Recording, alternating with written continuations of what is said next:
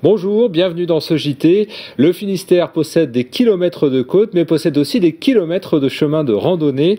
Le Cap Sizun organise les randos du Cap dimanche prochain, le 19 juin, l'occasion de randonnée entre mer et campagne. Avec Marie Rocher, chargée de mission randonnée au Cap Sizun, nous découvrons le programme. Mais avant, un point sur l'actualité de ce lundi 13 juin 2011 dans le Finistère. Et pour commencer, grosse perturbation ce lundi à l'aéroport de Brest-Bretagne. Le brouillard et une opération de maintenance sur le système de guidage des avions a provoqué l'annulation de plusieurs vols. Plusieurs centaines de passagers ont été cloués au sol. Erwan Lousseau a rencontré ces passagers. Pour l'instant, nous ne savons pas. On nous a dit qu'un car devrait nous emmener sur Nantes. Mais là, on a entendu une dernière information qui dit que l'avion est peut-être arrivé maintenant. On ne sait pas. On a entendu que Djerba allait décoller peut-être, mais nous on attend les cars. On nous a dit que les cars allaient arriver d'ici une demi-heure là, et on rembarquerait à bord des cars pour pouvoir décoller de Nantes pour aller sur Dubrovnik. J'allais à Paris-Charles de Gaulle. Ouais. Comment ça se passe maintenant? Eh ben, je sais pas trop, c'est à moi de me débrouiller. C'est-à-dire on m'a conseillé d'aller essayer de prendre la queue là, pour Air France pour savoir si je peux rentrer dans un autre vol qui est assuré, sinon je me débrouille. Ouais, c'est vrai. Bah oui, je vais peut-être aller voir si je peux rentrer dans un train, mais je sais pas trop comment je vais faire. Et on va vous rembourser quand même? Apparemment oui. Et puis le système de guidage des avions doit être remis en service cette semaine par la Direction générale de l'aviation civile. Les conditions météo, elles, doivent s'améliorer aussi ce mardi. Et puis transport encore, mais sur terre, cette fois.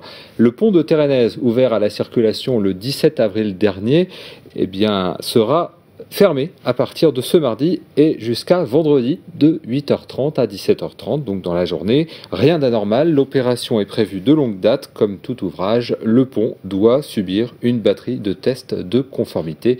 Une déviation est mise en place par Châteaulin. Depuis un siècle, du haut de ses 47 mètres, il guide les navires avec sa lumière rouge. Samedi, le phare de la Jument fêtait ses 100 ans au large d'Ouessant. Quel avenir pour ce symbole de la sécurité en mer? Marina Dété revient sur l'histoire et l'anniversaire de ce phare. Il se tient là, majestueusement, au large de Ouessant. Posé sur son récif, le phare de la Jument veille à la sécurité des marins depuis désormais 100 ans. Suite aux nombreux naufrages dans cette partie de la mer d'Iroise, un ingénieur parisien a décidé de léguer 400 000 francs à l'époque pour qu'un phare soit construit, à une condition. Ce phare devait être construit en 7 ans. Donc les travaux ont bien commencé en 1904, mais la première année, ils n'ont pu que travailler 52 heures sur la roche, puisque les conditions météo ne s'y prêtaient pas. Paris relevé, le 15 octobre 1911, le phare de la Jument est terminé. 40 ans plus tard, il est automatisé. Il est désormais contrôlé par le phare du Créache sur l'île d'Ouessant. Une étape vécue comme un abandon du patrimoine maritime pour cet ancien gardien de phare. C'est un phare qui est quand même dans une zone où il y a beaucoup de courant. Il y a beaucoup de déferlantes aussi. Mais malheureusement, ces phares ne sont plus entretenus comme avant. Je suis désolé de le dire, mais il faut le dire. Un phare, c'est comme une maison. Si c'est pas aéré, il y a beaucoup d'humidité surtout. Un siècle d'existence, ça se fête. Le Belém a déployé ses voiles pour l'occasion. Et de nombreux touristes sont venus prendre quelques clichés. Il faut en profiter tant que le phare de la Jument tient encore debout. Le temps et les tempêtes l'ont fragilisé, rien ne garantit que l'on fêtera ses 200 ans. La cavalcade de Sker 2011 s'est terminée ce lundi. Les dimanches, malgré la pluie, les chars et leurs équipages ont parcouru le centre-bourg. La pluie et le temps maussade n'ont pas entamé le moral des festivaliers, comme a pu le constater Marina Dété. La cavalcade de Sker, c'est le premier carnaval de Bretagne. Même sous la pluie, les carnavaliers savent s'amuser. Pour se réchauffer, il n'y a qu'à danser. Pour se protéger de la pluie, il n'y a qu'à prendre des parapluies. Plus de 20 chars ont défilé dimanche. Pour les fabriquer, il y a des mois et des mois de travail. J'ai commencé à travailler en janvier, toute la structure c'était en janvier. Et depuis janvier, donc ce sont tous les week-ends et puis maintenant là depuis 2 mois, tous les jours pratiquement, tous les soirs. L'histoire de la cavalcade remonte à 1923. Au départ, il y avait seulement 3 chars. Depuis, l'événement a pris de l'ampleur et les Skerrois ne rateraient ça pour rien au monde. La cavalcade, c'est une tradition depuis toujours, depuis qu'on est de tout petit, c'est quelque chose à pas louper, c'est tous les 2 ans. Bon, cette année c'est un peu la pluie, c'est un peu dommage, mais... on l'a fait quand même, voilà. Et c'est rencontrer du monde, connaître d'autres personnes et faire la fête. Plus de 1200 carnavaliers se rassemblent tous les 2 ans pour fêter l'événement. La cavalcade, c'est aussi un concours. Il y a différents critères selon la thématique traitée, la finition du char, les costumes et l'ambiance qu'il dégage. Mais vue dans sa globalité, la cavalcade, c'est l'ambiance assurée.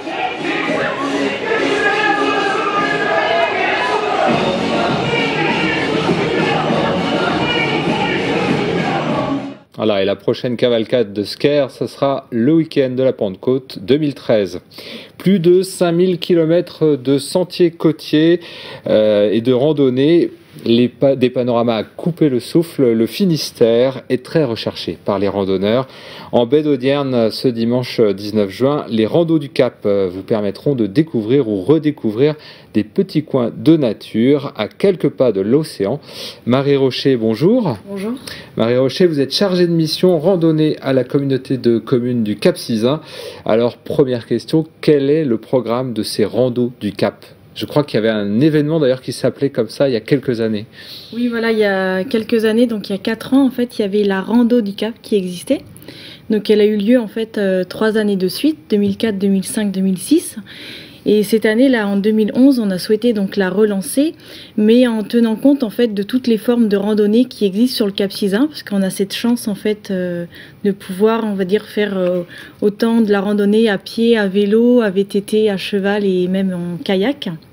Donc on a souhaité, on va dire, tenir compte de toutes ces formes multiples de randonnée. Et puis, donc, on l'a mis au programme. Donc il n'y aura pas que, on va dire, de la randonnée pédestre cette année, mais toutes ces formes de randonnée. Alors par contre, il y a un point de rendez-vous, c'est à Plouhinec, c'est dimanche, donc, et c'est sur la plage donc, de Plouhinec. Oui, en fait, plus précisément, c'est la plage de Mesperlec qu'on a choisi donc, comme lieu de rendez-vous. Donc à côté de ces plages, en fait, sur le grand parking, il y aura le village, en fait, un village qui sera installé, donc composé de différents stands et puis où se passeront en fait des animations. Et puis ça sera là aussi d'où partiront toutes les randonnées. Et également sur la plage, l'après-midi, il y aura des initiations gratuites en fait, donc en kayak, rando palmé, et puis des jeux bretons aussi sur la plage. Donc beaucoup d'animations. Il y a beaucoup de bénévoles qui sont investis dans l'organisation. Oui, c'est vrai que cet événement en fait, c'est très fédérateur en fait pour un territoire.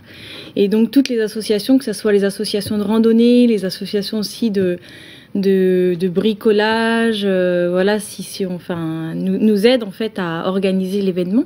Et donc ça représente à peu près 100 à 200 personnes en fait en bénévoles. Parce que les habitants du Cap Sizun ont envie d'inviter le public à découvrir ce morceau de territoire qui est magnifique. Oui, je pense qu'ils sont, voilà, ils sont très, très demandeurs en fait de ce genre de manifestations. C'est vrai qu'il y a des producteurs aussi locaux qui sont ravis, on va dire, de pouvoir ce jour-là en fait faire déguster leurs produits, comme justement les cafés Savina en fait seront présents sur le village toute la journée, et puis bien d'autres producteurs encore. Alors quelle surprise réserve l'itinéraire de ces randos du Cap, Marie Rocher ? Alors plein de surprises, parce que le programme c'est vrai qu'il est assez dense. Donc il y a Est-ce qu'il y a des lieux emblématiques ? Des lieux emblématiques, oui, il y aura bien sûr en fait, il y a Ménez-Drégan en fait, qui est un site archéologique en fait très très réputé, très célèbre, où les gens en fait, je pense, auront envie de s'arrêter. Il y a aussi un port-abri en fait, Port-Spoulan, où aussi il y aura l'école, on va dire, de musique du Cap Sizun qui qui fera un concert dans l'ancienne école. Donc ce sera des randonnées animées. Hein, voilà aussi. D'accord. Et puis il y a bien sûr la chapelle Saint-Thé en fait qui est dans un cadre de verdure en fait très agréable où il y aura un point de ravitaillement à cet endroit-là. Et puis plein d'autres endroits encore, voilà, où il y aura des surprises, parce que c'est aussi la journée du petit patrimoine et des moulins ce jour-là. Donc du coup, c'est sûr qu'on a tenu compte en fait des itinéraires, enfin dans les itinéraires de randonnée en fait de ces lieux un peu patrimoniaux. À découvrir, voilà. Merci Marie Rocher d'être venue nous présenter donc les randos du Cap. C'est ce dimanche 19 juin, donc à partir de... Donc 8h, de 8h à 18h en fait. Il faut se lever un peu plus tôt, mais ça vaut le coup. Donc c'est au Cap Sizun, à Plouhinec. Merci, et on peut rappeler donc un site internet, rando.cap-sizun.fr pour se renseigner donc sur le programme de ces randos du Cap. Merci Marie Rocher, merci à vous. On se retrouve demain à 18h15 pour un nouveau point sur l'actualité. Bonne soirée à vous.